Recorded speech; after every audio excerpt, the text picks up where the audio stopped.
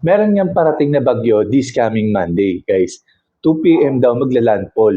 So, singit ko lang to kasi ito, more than a year na sa akin to, proven and tested ko na to.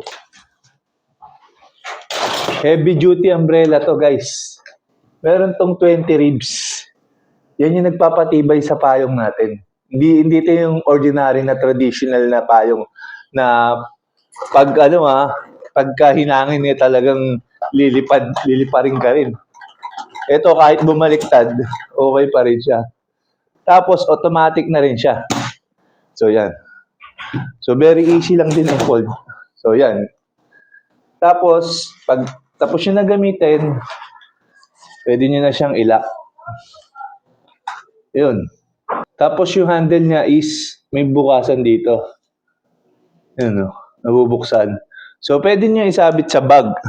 Eh ano pang inaantay mo? Ilalagay ko na yung link sa baba. Ah! Alam mo na yan.